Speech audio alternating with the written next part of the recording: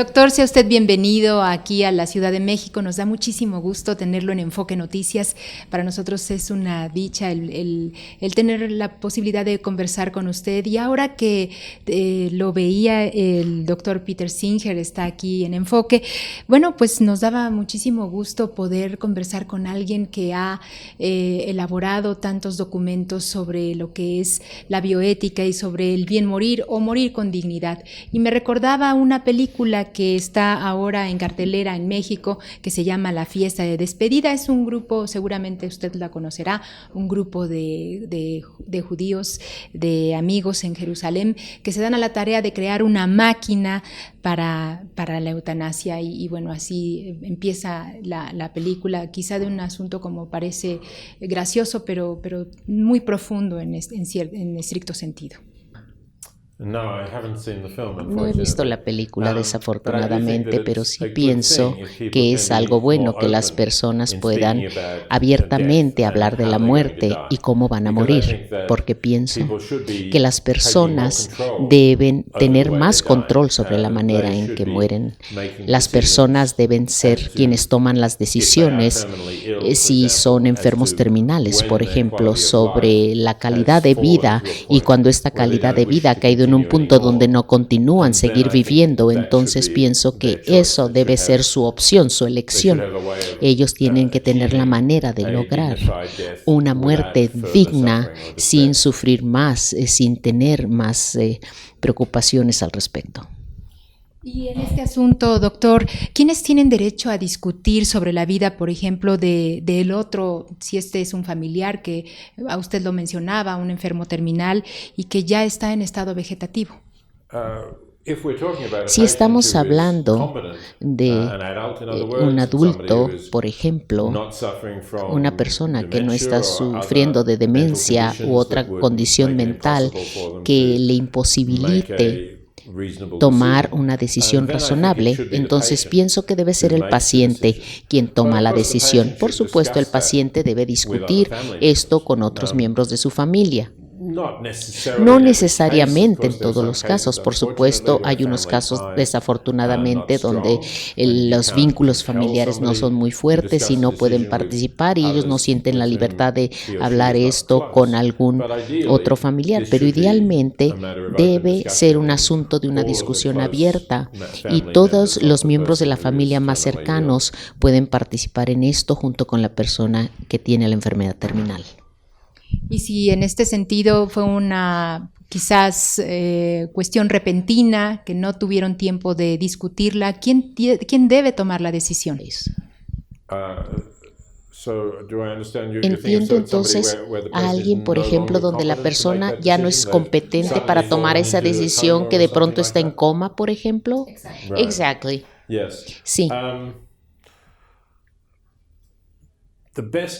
Lo mejor sería, por supuesto, si el paciente previamente ya haya hablado con sus parientes qué hacer en estas circunstancias, pero si no ha habido ninguna discusión previa al respecto y si no hay ningún prospecto razonable de que se recupere el paciente, entonces pienso que el pariente más cercano es el que debe tomar la decisión en el mejor interés del paciente. En otras palabras, deben decidir cuál es la decisión en mejor interés del paciente. Pero si no hay un pariente, entonces puede ser un tribunal o un tribunal casi legal para que llegue a esta decisión. ¿Cómo nace la idea de crear esta asociación, una asociación por el derecho a morir con dignidad? ¿La asociación en México, dice usted? Sí. Yes. Realmente no estoy muy informado al respecto. Entiendo que ha habido discusión de este tema en México como en muchos otros países. De hecho, recientemente el movimiento para la muerte con dignidad en todo el mundo ha estado aumentando. Como usted puede saber, en Colombia, por ejemplo, es posible tener la eutanasia y en Canadá, hace unos meses, la Suprema Corte de Justicia decidió poder tener la asistencia de un doctor en el momento de morir, y es un derecho constitucional. Y más recientemente, en California ahora también llegará a ser legal, es decir, que el doctor le prescriba a uno algo que pueda tomar para morirse. Entonces, este es un movimiento mundial, es un movimiento que se está dando en muchísimos lugares, y no estoy muy sorprendido realmente de que también esté sucediendo en México.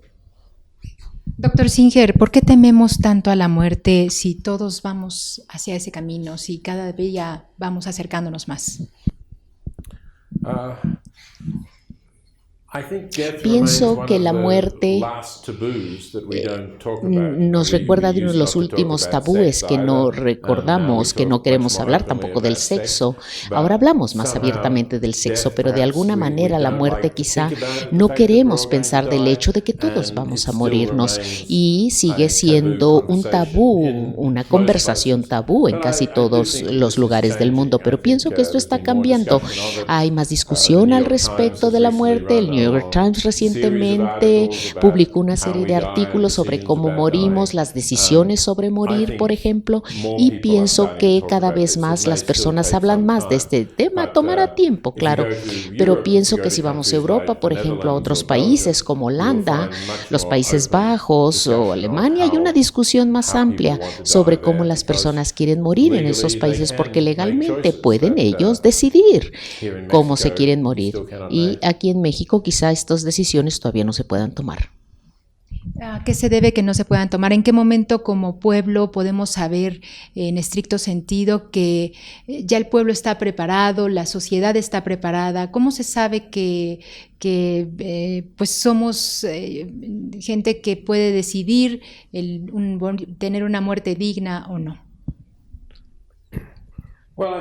Pienso que cuando las personas han estado escuchando al doctor o más de un doctor que solamente tienen un número de meses para vivir, entonces muchas personas están listas a tomar esta decisión. No todo mundo, ¿verdad? No todos necesitamos tomar esta decisión. Algunas personas dicen, quiero estar en control de las cosas, de cómo me voy a morir. Quiero que esto sea mi decisión. No quiero irme a un hospital. No quiero terminar en una unidad de cuidado intensivo con tubos en mi garganta, por mi nariz, para poder respirar. No quiero estar así, donde yo ya no tenga control de lo que me suceda. Quiero morirme en un momento donde yo lo decida, estando en control, donde mi mente siga clara, donde yo pueda decir adiós a todo mundo, a las personas que amo, y ellos puedan decirme adiós también, se puedan despedir de mí sin verme lentamente deteriorando hasta el último momento. Entonces pienso que muchas personas sí saben cuándo ha llegado ese momento y están listas para morir. Doctor, usted ha estudiado muchísimo la parte del dolor y considerando sus estudios, ¿hasta dónde llega el límite? ¿Hay un límite para decir no más dolor y tenemos que determinar una muerte digna? Ciertamente hay un momento cuando las personas dirán, este dolor, este sufrimiento ya no valen la pena continuar. Y a veces los doctores pueden dar un tratamiento, a veces los doctores pueden dar algún analgésico, algo que alivie el dolor. No absolutamente en todos los casos, pero sí en muchos casos. Sin embargo, con eso también viene una pérdida de claridad de la mente, del cerebro, y las personas no quieren estar así. Sigmund Freud, por ejemplo, se negó a que le dieran este tipo de alivio en los últimos momentos porque él quería morirse con una mente clara. Y pienso que esto es una cuestión razonable. Por tanto, el dolor no es lo único. El dolor es parte de lo que las personas no quieren tener, pero no quieren perder su autonomía, no quieren perder su control, ciertamente, y tampoco quieren que las personas que aman los vean en estas situaciones tan desesperantes. Es por eso que las personas deciden no seguir de esa manera hasta el final. Y ahora que usted hablaba sobre este tema, yo recordaba, por ejemplo, al Papa Juan Pablo II, que lo fuimos viendo cómo se iba deteriorando y veíamos sus caras de dolor y bueno, lo vimos casi hasta el final fenecer. En este sentido, ¿es así la decisión de cada uno como ser humano determinar en qué momento puede uno decir hasta aquí? Pienso que es importante que las personas tengan su propia decisión. Y el Papa, con sus creencias religiosas, quizás sí quería morir de esa manera y que su muerte no se acelerara de ninguna manera hasta que él estuviera inconsciente para evitar el sufrimiento y el dolor. Yo respeto esa opción, esa elección, si es lo que él quería hacer. Y, sin embargo, nadie debe imponer eso sobre nadie más, especialmente a alguien que no comparte sus creencias religiosas. Entonces el Papa o sus representantes están diciéndole a otras personas: es erróneo que ustedes aceleren su propia muerte. Yo diría, esto no es algo que tú debas decir. Tú debes decir cómo quieres morir tú. Y tú debes decir también si quieres, por ejemplo, pronunciar cuál es la doctrina de tu religión, de tu iglesia, pero no todo mundo pertenece a tu religión. No todo mundo decide seguir las doctrinas de tu iglesia. Deja que las personas decidan, de la misma manera que las personas te van a permitir a ti decidir. Y cambiando un poco, usted también ha hablado sobre los animales, que son seres quizá mucho más racionales que los seres humanos. En este sentido, ¿en qué momento perdemos nosotros como seres humanos la brújula o el sentido de la vida que nos guíe y que nos haga ser, digamos, racionales? Hay diferencias en la racionalidad de los animales y de los seres humanos normales. Por supuesto, es cierto que algunos seres humanos nacen con profundas discapacidades intelectuales y quizá no sean tan racionales como un animal, pero una diferencia entre los humanos normales, una vez que dejan de ser niños, es que sí pueden entender que se van a morir y pueden hacer planes al respecto. Y los animales no humanos, por lo menos yo diría que no pueden hacer esto. Hay una discusión sobre si los elefantes entienden, por ejemplo, la muerte debido a la manera en que se comportan cuando un miembro de su grupo se está muriendo. Entonces quizá algunos animales como elefantes, los chimpancés, por ejemplo, entienden la idea de la muerte. Pero bueno,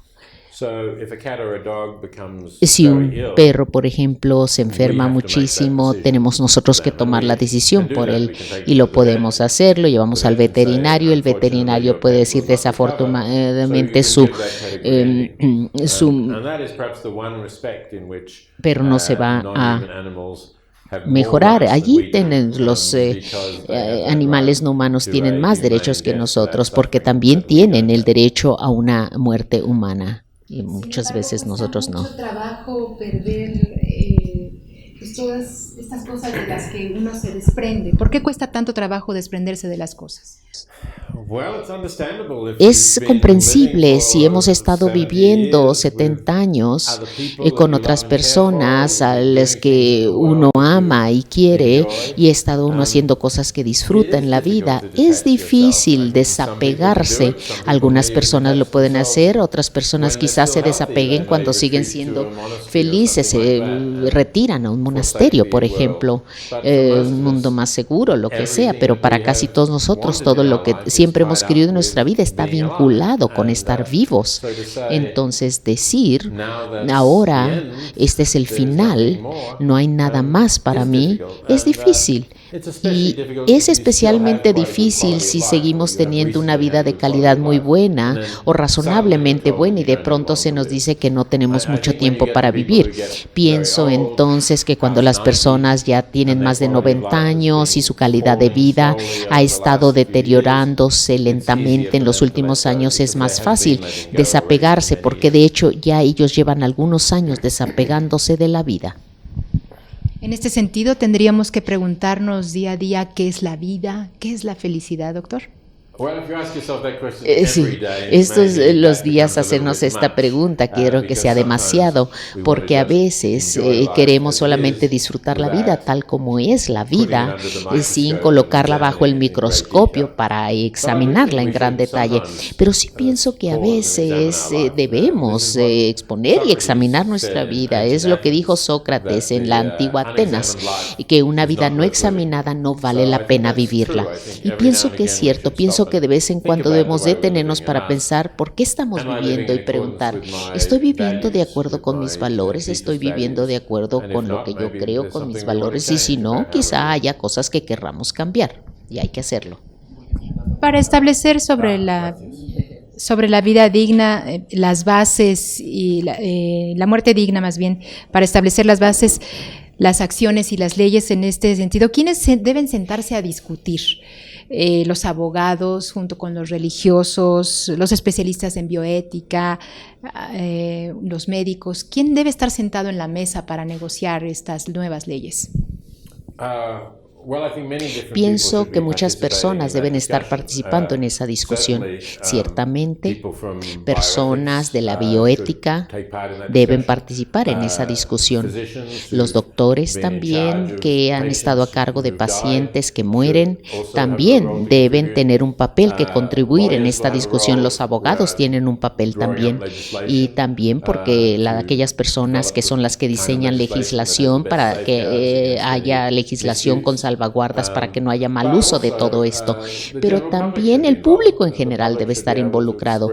El público debe poder expresar sus opiniones al respecto y no solamente se debe dejar a los expertos. Pues doctor, muchísimas gracias por estar con nosotros en esta tarde y compartir sus experiencias. Le deseamos que tenga buena estancia en México. Thank you very much. Thank you. Muchas gracias a usted. Muchas gracias a usted. Thank you.